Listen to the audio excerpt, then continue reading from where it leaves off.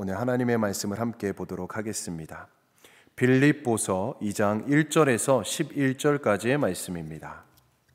빌립보서 2장 1절에서 11절까지의 말씀, 우리 한 절씩 교독하고 마지막 절 합독하겠습니다.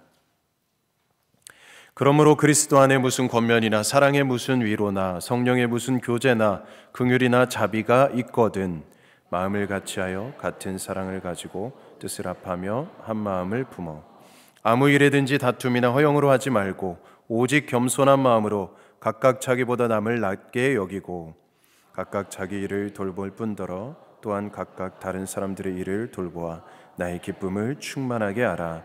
너희 안에 이 마음을 품으라. 곧 그리스도 예수의 마음이니 그는 근본 하나님의 본체시나 하나님과 동등됨을 취할 것으로 여기지 아니하시고 오히려 자기를 비워 종의 형체를 가지사 사람들과 같이 되셨고 사람의 모양으로 나타나사 자기를 낮추시고 죽기까지 복종하셨으니 곧 십자가에 죽으심이라.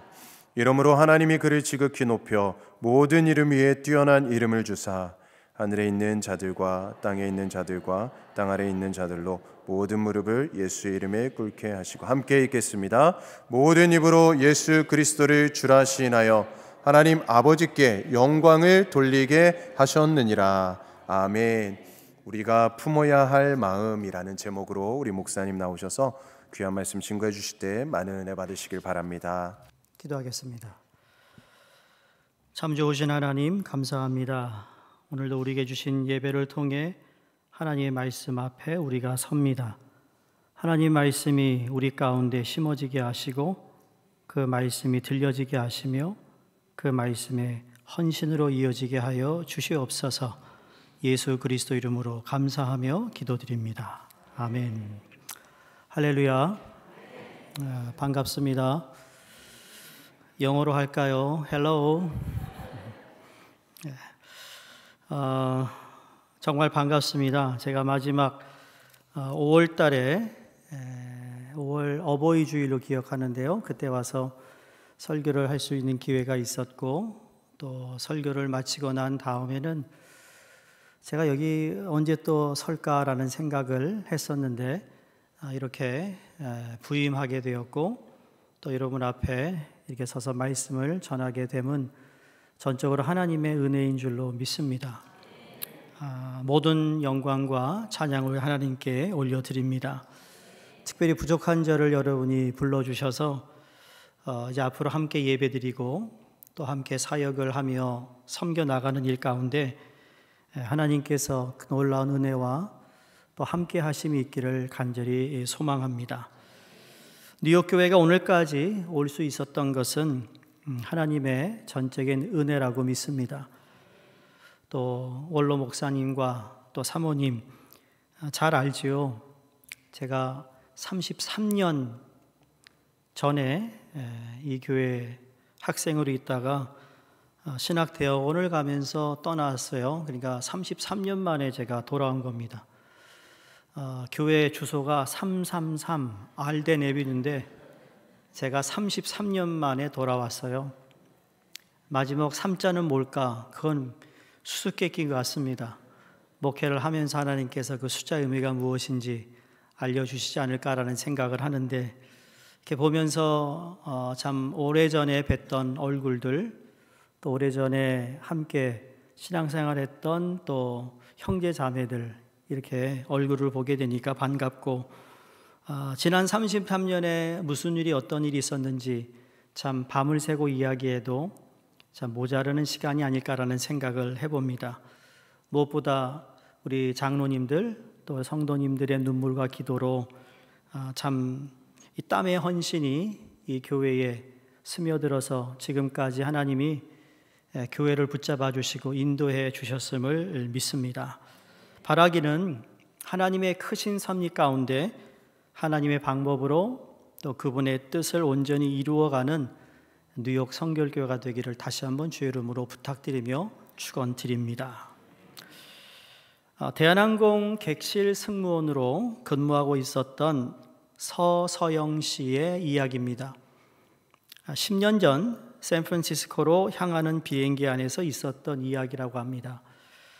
객실 승무원들이 이제 한 차례 서비스를 마친 후에 일부가 벙커라는 것이 있어요. 여객기 안에 있는 승무원들의 휴식 공간인데 거기에 들어가서 휴식을 취하기 전에 다시 한번 승객들이 뭐 불편한 것은 없는가, 또 필요한 것은 없는가 점검하려고 한번 둘러보는데 어느 할머니가 화장실 앞에서 들락달락 하면서 어쩔 줄 몰라 하더라는 겁니다. 뭔가 도움이 필요할 것 같아서 그 서씨가 그 할머니에게 다가가 이렇게 여쭙니다. 할머니, 무엇을 도와드릴까요? 필요한 게 있으세요? 했더니 할머니가 아주 난처한 표정으로 말을 하지 못하다가 서씨의 귓가에 이렇게 얘기했답니다. 아가씨, 내가 틀니를 잃어버렸어. 어느 화장실인지 생각이 나지가 않아 라고 말하더라는 거죠. 그래서 제가 찾아볼게요. 그러고는 할머니를 다시 그 할머니의 좌석에 앉혀놓고는 안심시킨 후에 첫 번째 화장실을 들어가서 비닐 장갑을 끼고 쓰레기통을 찾아봅니다. 틀니가 없었어요. 두 번째 화장실도 찾아봤어요. 마지막 세 번째 화장실에 가서 쓰레기를 들어보는데 거기에 아주 이 틀니를 발견하게 된 것이에요. 할머니가 양치질을 하시느라고 잠시 빼놓고 잊어버리고 간 것을 누군가가 쓰레기인 줄 알고 버렸던 것입니다. 서씨는 틀니를 깨끗이 씻고 뜨거운 물에 소독해서 할머니께 갖다 드렸더니 할머니가 목적지에 도착할 때까지 볼 때마다 그 서씨에게 고맙습니다, 고맙습니다 인사를 하더라는 겁니다. 그리고는 세월이 한참 흘렀습니다. 서씨의 기억 속에 그 까맣게 잊어진 그때 당시 그쯤에서 남자친구의 연락을 받았는데 앞으로 결혼할 상대예요. 근데 이 남자친구가 우리 집안에서 가장 어르신이 이번에 나오시는데 미국에서 오시는 분이야. 그러니까 꼭 가서 인사해야 된다는 그러한 전화를 받고 잔뜩 긴장한 다음에 남자친구를 따라 할머니를 뵈러 갑니다. 할머니를 뵈는 순간 어디서 뵌 듯 낯이 너무 익은 거예요. 그래서 할머니 혹시 처음 뵌 게 아닌 것 같은데 어디서 할머니를 뵈었죠? 그랬더니 할머니도 이렇게 쳐다보니 손뼉을 치면서 아가야 나 모르겠니? 틀리 그러더라는 겁니다. 그리고는 옛날 탑승권을 여권 사이에서 꺼내 보이시면서 거기에 서씨의 이름을 적어 놓았던 거예요.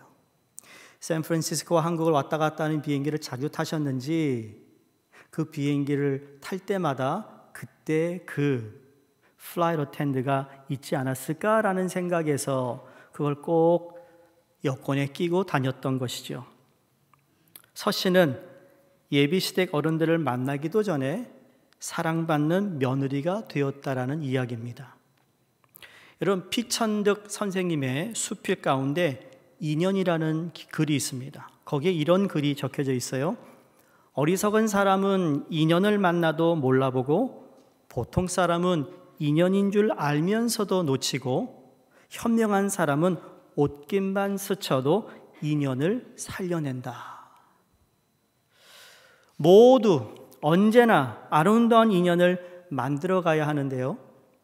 예수 그리스도 안에서 만난 여러분과 저의 만남이 세상에서 말하는 인연보다 훨씬 더 아름답고 가치 있는 인연이 되기를 간절히 소망합니다. 주님 안에서 만난 우리의 만남의 인연은 그냥 인간의 만남이 아니라 우리는 영원한 저 나라의 하늘나라까지 가서도 우리의 인연은 이어지기 때문에 여러분 여기서 우리가 좋은 인연을 만드는 것이 지혜로운 것이라는 것이죠. 솔직히 부임하면서 첫 예배, 첫 설교를 무슨 말씀을 여러분과 나누어야 할까라는 고민을 하면서 오늘 본문 말씀을 택하게 되었습니다. 오늘 본문 말씀을 정한 이유는 우리 모두가, 저도 그렇고 뉴욕 성결교회 성도님 모두가 우리 다 예수 그리스도의 마음을 품어야 되고 그리스도의 마음을 닮아가는 우리의 모습이 되어야 되지 않을까라는 생각을 해봅니다. 왜냐하면 제가 목회해오던 방식도 아마 뉴욕 교회에서 해오시던 방식과 다를 수도 있고 여기 앉아 계신 여러분과 모든 분들의 생각이 다 다를 수 있지만, 그러나 다름에도 불구하고 우리 모두가 한 가지 목표를 위해, 그것은 예수 그리스도를 닮는 것, 예수 그리스도를 내 마음에 품으면 우리는 다 예수님 다운 삶을 살아갈 수 있기 때문이라고 믿습니다. 시편 51편 10절에 이런 말씀이 있어요. 하나님이여 내 속에 정한 마음을 창조하시고 내 안에 정직한 영을 새롭게 하소서라고 말씀했습니다. 그 말은 사람이 무슨 마음을 먹느냐에 따라서 인생의 질이 달라진다는 겁니다. 여러분, 오늘 아침 일어나셔서 무슨 마음 먹고 오셨어요? 한 주간 사시면서 여러분 마음속에 무엇이 가장 많이 가득 차 있었습니까? 우리가 사람을 대할 때 내 마음은 어떤 마음이었을까요? 오늘 예배 드리면서 내 마음은 어떤 마음으로 하나님께 내 마음을 가지고 왔나요? 여러분, 그 마음에 따라서 달라지는 겁니다. 사람이 마음을 어떻게 갖느냐에 따라서 정말 우리의 인생의 질이 달라지는데, 오늘 옥중서신으로 알려진 빌립보서는 바울이 우리가 가져야 할 마음 세 가지를 우리에게 알려주고 있습니다. 골로새서나 갈라디아서처럼 교회에 문제가 많아서 그 문제를 해결하기 위해서 쓴 서신이 아니라, 빌립보서는 정말 사도 바울이 사랑하고 아끼는 성도들, 그 이유는 그들이 또한 사도 바울이 2차 세계 선교 여행과 3차 선교 여행을 하는 가운데 끊임없이 그를 위해 기도해주고 그를 위해 후원했던 교회였기에, 그 마음에 빚진 마음이 있었기에 사도 바울이 이 빌립보 교회를 향하여 예수 그리스도의 마음을 발견하기를 원했던 것이죠. 그런 의미에서 오늘 여러분과 저도 오늘 말씀을 통해서 우리가 품어야 할 그리스도의 마음을 발견하시고 그 마음과 그 태도로 살아가는 우리 모두가 될 수 있기를 간절히 바랍니다. 그럼 첫 번째로 사도 바울이 우리가 품어야 할 마음은 그리스도 안에 한 마음이라고 증거하고 있습니다. 그리스도 안에서 한 마음, 1절에서 2절 보시면, 그러므로 그리스도 안에 무슨 권면이나 사랑의 무슨 위로나 성령의 무슨 교제나 긍휼이나 자비가 있거든. 이게 중요한 겁니다. 우리가 권면도 하잖아요. 신앙생활 하면서 같은 성도들에게, 같은 교회에 있는 교우들에게, 또 그들에게 우리가 위로도 합니다. 또 성령의 기도도 함께 합니다. 긍휼을 베풉니다. 그러나 이 모든 것은 왜 하는가? 그건 우리가 예수 그리스도로 한 마음을 품고 있기 때문이라고 말씀하고 있습니다. 두 마음은 항상 상황에 따라 변할 수 있어요. 한 마음은, 그렇죠? 한 마음, 영어로 two heart가 아니라 one heart라고 얘기하고 있어요. 한 마음, 무엇을 하든지 한 마음을 품는 믿음의 성도, 그리스도 안에 한 마음을 품고 살아가는 그리스도인의 태도라는 것이죠. 사실 한 마음을 품기가 쉽지는 않습니다. 그렇죠? 부부가 한 마음을 품는다는 것 쉽지 않습니다. 평생을 몇십 년 살아도 한 마음인 것 같은데 마음이 아닐 수도 있어요. 여러분, 가족이 한 마음을 품는다는 것 말은 쉽지만 그렇지 않습니다. 교회 모든 교우가 한 마음을 품고 살아가는 것 얼마나 좋겠어요. 근데 그것도 참 어렵습니다. 특히 이 세상에 마음의 조각이 나가지고 나누어져 있는 그러한 삶, 그 나누어진 마음을 다시 합할 수 있는 건 여러분 우리의 인간의 힘으로는 할 수 없는 겁니다. 에베소에 사도 바울이 서신을 보내면서 예수 그리스도로 말미암아 우리가 하나 된 너희는, 그랬어요. 성도 너희는 하나 되었다. 그때 그 하나됨에 대해서 설명하는데요, 그 하나됨은 우리는 하나 될 수 있도록 할 수 있는 힘이 아무것도 없습니다. 능력이 없습니다. 그러나 예수 그리스도가 우리를 하나로 만드셨고 하나를 이제는 힘써 지켜나가는 것이 우리의 몫인 겁니다. 다 달라요, 생각이. 근데 어떻게 하나가 되겠어요? 그러나 예수 그리스도의 마음에 초점을 맞추고 나아갈 때 우리는 하나가 될 수 있다고 성경이 증언하고 있는 것입니다. 바로 그 마음. 사람의 마음이 형성되는 과정을 보면 가정과 주변의 환경의 영향이 크지 않습니까? 부모들이 자녀들에게 좋은 환경을 만들어주고 싶고 좋은 교육 환경, 그들이 좋은 것을 보고 듣고 그리고 답습해 나가는 그런 환경을 만들어주고 싶은 것은 부모의 마음 다 똑같습니다. 그런데 아세요? 그럼에도 불구하고 가정의 상처가 유전이 되고 또 가정의 행복이 유전이 되는 경우가 있지 않습니까? 근데 문제는 자기들을 불행하게 만들어가는 원인을 자신들이 알고 있으면서도 그 불행의 원인이나 잘못된 정신을 고치려고 하지 아니하고 도리어 그 성격이나 정신을 고집스럽게 고수하려는데 더 큰 불행의 시가 있다라는 겁니다. 사람들과 식사하면 깨닫는 것이 하나 있어요. 음식은 그 사람을 만들어 간다는 점입니다. 무슨 의미일까요? 물론 그렇지 않을 수도 있지만 이렇게 살찌는 사람 보면 살찌는 음식만 좋아하잖아요.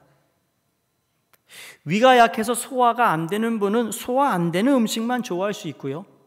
혈압이 높은 분은 꼭 혈압이 높은 음식만 좋아한다는 겁니다. 그래서 음식과 건강과는 긴밀한 관계가 있다는 것을 알게 되는데 음식은 곧 그 사람의 습관인 것을 알 수 있습니다. 근데 음식만이 그렇지 않습니다.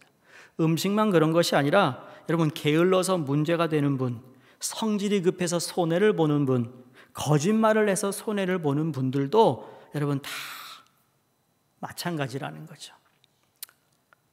냅둬. 내 성격 이렇게 지금까지 살아왔는데 뭘 바꾸라는 거야.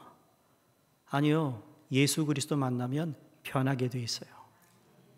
마태복음에 두세 사람이 내 이름으로 모인 것에 내가 너희와 함께 하신다고 그랬어요. 거기에는 세 가지 중요한 메시지가 있어요. 첫 번째, 예수 그리스도를 만난 사람들은 다 변했어요. 그 영어로 encountering Christ라고 하죠. 그럼 거기에 놀라운 변화가 있어요. 왜냐하면 예수 그리스도 그분 자체가 능력이거든요. 그래서 예수 그리스도를 만난 모든 사람들은 다 변했어요. 수가성 여인이 물을 길로 올라왔을 때 예수 만나 변했어요. 병자들이 예수 만나 다 변했어요. 고침을 받았어요. 그게 능력인 거예요. 그 능력을 받았어요. 그 능력 받은 것은 그냥 된 것이 아니라 예수 그리스도 때문에 받았는데 그렇게 능력받아 고침받고 해결받은 사람도 어떻게 했습니까? 그의 삶이 변했습니다. 그건 목적이 변한 거라는 거죠. 그런 의미에서 지금까지 어떻게 살아왔든 간에 우리는 지금도 추구해야 할 한 가지 목표가 있다면 바로 예수 그리스도를 닮아가는 것이고 예수 그리스도를 닮아가는 그러한 열정 가운데 교회는 하나가 될 수 있다는 것을 우리는 알 수 있다는 겁니다. 사랑하는 성도님들, 그 마음으로 산다면 아무리 어려운 일이 있어도 우린 이길 수 있습니다. 그 마음으로 교회를 섬긴다면 아무리 나와 맞지 않는 의견이 있고 어려운 일이 있어도 여러분 그건 주님께서 이루어 가실 것을 믿어야 되는 것입니다. 그런 마음으로 하나님의 일을 할 때에 우리가 기대하지 않고 우리가 예상하지 못한 일을 하나님이 하신다는 것을 경험할 때 우리는 다시 한번 확인하는 겁니다. 무엇을요? 하나님이 우리 가운데 일하고 계시다라는 거예요.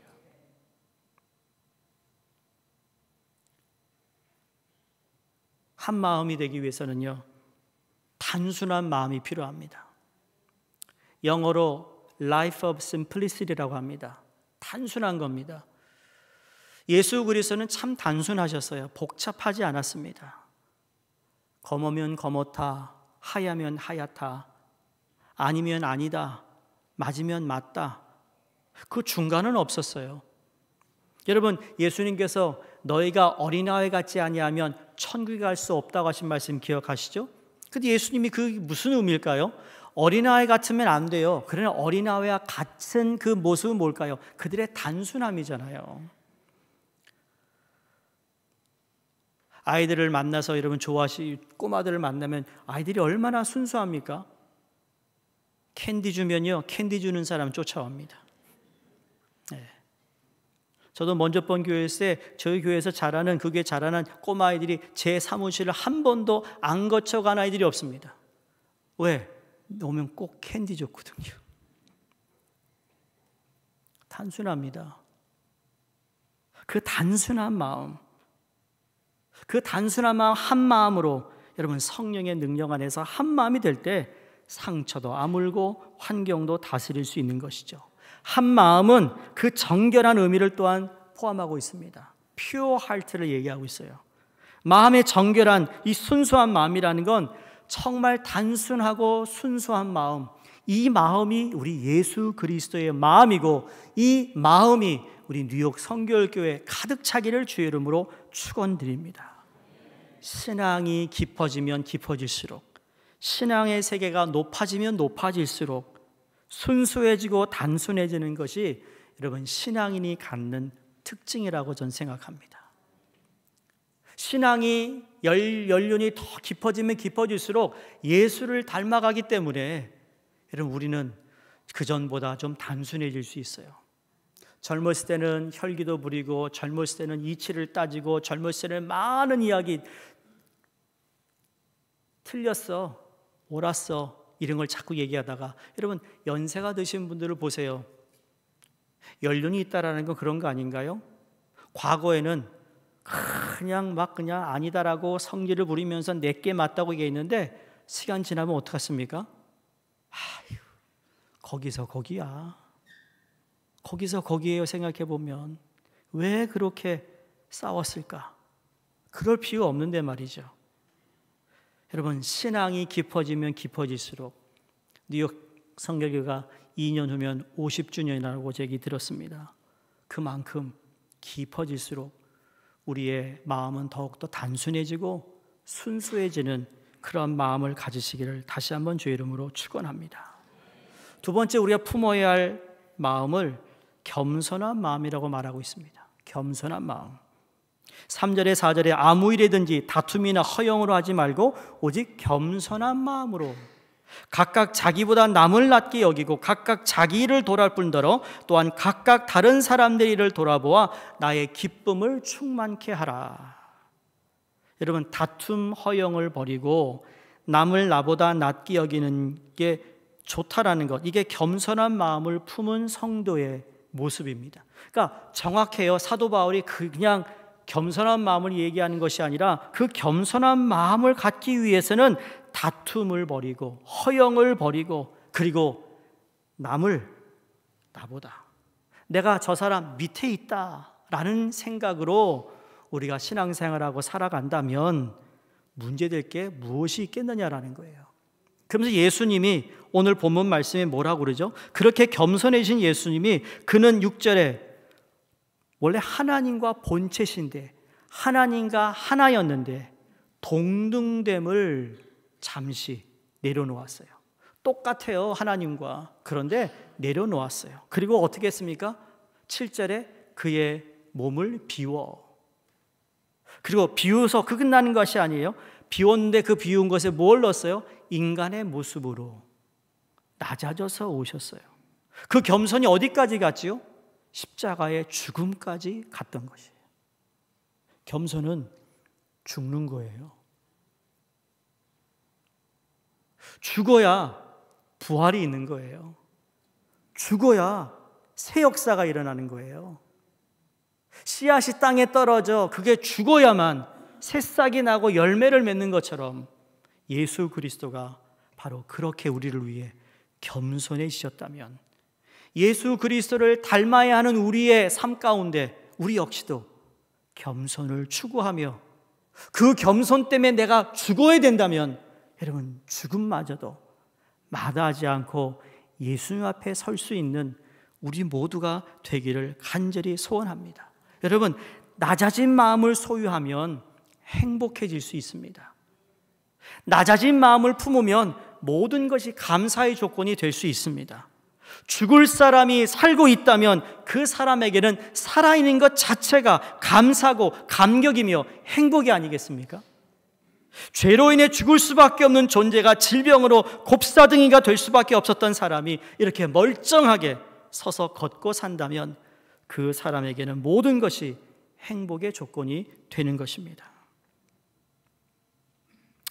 수필가 최원혁 씨가 한국가정사역연구소가 발행하는 행복한 우리 집 2월호에 우리가 행복해야 하는 9가지 이유를 제시합니다. 다는 말씀드리지 않겠지만 몇 가지만 제가 읽어드립니다. 당신의 냉장고에 음식이 있고 당신의 등에 옷이 걸쳐 있으며 비바람을 막을 지붕이 있고 잠잘 곳이 있다면 당신은 지구상의 75%의 사람들보다 부유한 것이니 행복해야 합니다. 만약 당신의 은행 계좌나 지갑에 돈이 있고 얼마의 동전이 접시에 담겨 있다면 당신은 이 세상의 8%의 부유층에 속합니다. 그러니 행복해야 합니다.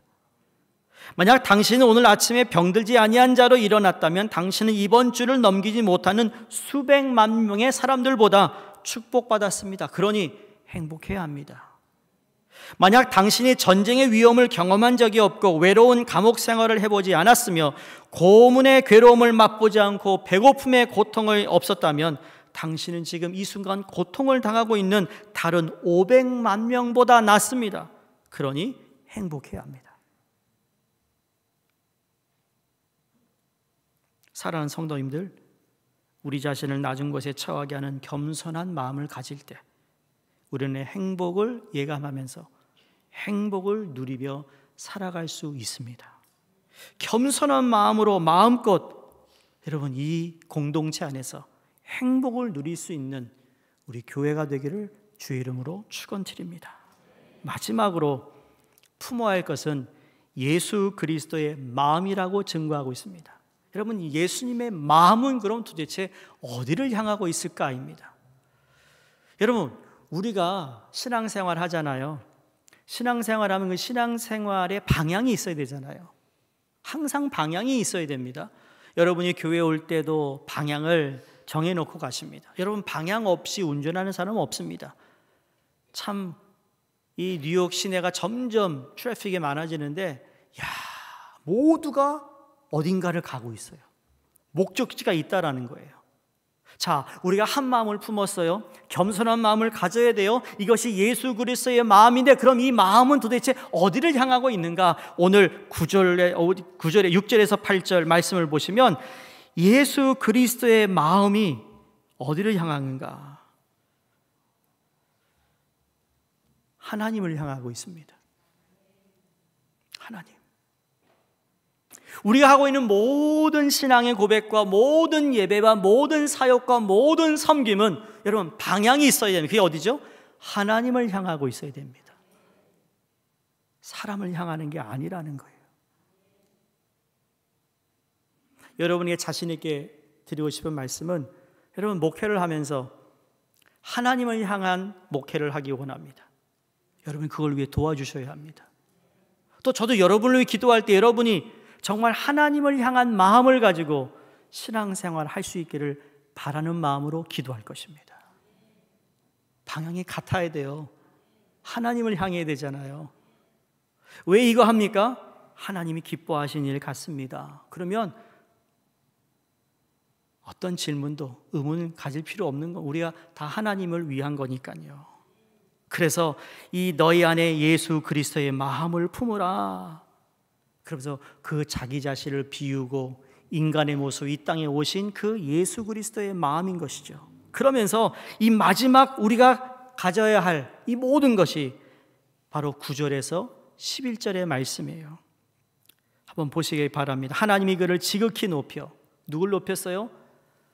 한 마음으로 자기 자신을 비우고 하나님께 죽기까지 복종했던 겸손한 예수 그리스도를 의미합니다. 그를 지극히 높여 모든 이름 위에 뛰어난 이름을 주사 하늘에 있는 자들과 땅에 있는 자들과 땅 아래에 있는 자들로 모든 무릎을 예수의 이름에 꿇게 하시고 모든 입으로 예수 그리스도를 주라 시인하여 하나님 아버지께 영광을 돌리게 하셨느니라. 예수님의 마음은 곧 하나님을 높여드리고 예배하는 마음이었다라는 거예요. 예수 그리스도를 주라 시인하여 하나님 아버지께 영광을 돌리는 것이 바로 예배인데 복종과 희생을 잘 표현하고 있는 것이 예배인 것입니다. 아마 구약시대로 돌아간다면 우리 예배 때마다 누군가가 피를 흘려야 됐습니다. 근데 예수 그리스도가 once for all, 단 한 번에 십자가 달려 죽으심으로 말미암아 피를 흘리셔서 우리가 하나님 앞에 언제든지 나오게 되었어요. 여러분, 이것 하나님께서 가장 원하신다는 것이죠. 우리를 부르셔서 제일 먼저 하신 것은 우리 하나님 아버지를 예배하라 하신 거였어요. 구약에서 왜 이스라엘 백성을 출애굽하여 가나안 땅으로 가게 하셨습니까? 하나님께 온전한 예배자로 그의 삶을 드리기 위해 하나님이 그를 부르셨다라는 거예요. 저와 여러분도 하나님이 그 예배를 위해 부르셨고, 그 예배가 높임을 받기 위해 우리는 매 순간순간마다 예수 그리스도의 마음을 품어야 되며, 그 예수 그리스도를 닮고자 하는 마음이 내 안에 열정적으로 가지고 있는 사람일수록 예배를 소홀히 하지 않으며 예배를 통하여 하나님께 나아가는 신령한 하나님의 사람이 됨을 믿습니다. 그것이 바로 우리가 이야기하는 그리스도인인 것이지요. 여러분 옆에 있는 분에게 물어보세요. 그리스도인이신가요? 과거에 제가 90년도 초에 학생들을, 청소년들을 이렇게 사역할 때 한참 유명했던 것이 WWDJ입니다. 혹시 기억하세요? WWDJ라고? WWJD입니다. What would Jesus do요? What would Jesus do? 그 순간 하나님, 예수님 무엇을 하실까? 어려운, 아니면 고통스러운 아픔에 있는 이 순간에 예수님은 무엇을 하셨을까? What would Jesus do? A.W. 토저가 하루를 예배로 시작하는 사람은 결코 마귀가 건드릴 수 없는 권능자의 삶이다 그랬습니다. 여러분, 예배로 시작하는 자 하나님이 축복하실 뿐만 아니라 하나님이 보호하신다는 사실을 꼭 믿으시기를 바랍니다. 그래서 예배가 승리해야 됩니다. 예배의 승리를 통해 한 주의 승리를 맛보는 것입니다. 오늘 주어진 말씀을 우리가 마음에 품고 살아갈 때, 여러분, 우리의 능력이 상실되었다든지 영적인 침체가 왔다든지 교회 분위기가 자꾸 우리가 침체된다는 그런 느낌이 올 때마다, 여러분, 다른 것이 아니라 예수 그리스도의 마음을 품고 있는 자들이 하나님께 나와 모여 예배드리는 그 집중을 통해 하나님은 새롭게 고치시고, 그리고 새로운 일들을 하나님은 하신다는 것을 기억하시면서 예수의 마음을 사모하는 여러분, 예배의 시간과 예배드림에 더욱더 적극적으로 하나님께 드려지기를 주의 이름으로 축원드립니다. 기억하시죠? 지난주가 추수감사주일이었는데 1776년 메이플라워호를 타고 최초로 미국 땅에 밟았던 여러분 청교도들이 굶주림과 추위 속에서도 제일 먼저 했던 일이 무엇입니까? 예배였습니다. 자기들이 좋은 집을 짓고 살기 전에 하나님께 드릴 성전을 먼저 만들고, 그리고 거기서 예배드림을 통하여 목숨 걸었던 예배가 여러분 이 땅에 축복으로 임했던 것을 우리는 잘 알고 있습니다. 바라기는 우리 또한 마지막 시대를 살아가는 성도가 품어야 이 마음, 순수하고 단순한 마음을 여러분 가지시고 겸손한 마음으로 예수 그리스도의 이 복종과 헌신의 마음을 품어 하나님을 예배하는 우리 모두가 되기를 주의 이름으로 축원드립니다. 기도하겠습니다. 하나님 아버지, 감사합니다. 예수 그리스도의 마음을 품기를 원하며 더 예수 그리스도를 닮기를 원합니다. 하나님, 우리는 연약합니다. 환경에 따라, 상황에 따라 우리가 흔들릴 때 있지만, 그럼에도 불구하고 우리를 향하신 하나님의 온전한 뜻을 이루기 위해 오늘도, 이번 한 주도 예수 그리스도를 통하여 승리케 하여 주시옵소서. 우리 뉴욕 성결교회 허락하신 하나님의 온전한 뜻을 발견하게 하시고 우리 모두가 한 방향을 향하여 나아갈 수 있도록 은혜를 베풀어 주시옵소서. 감사하신 예수 그리스도 이름으로 기도드리옵나이다. 아멘.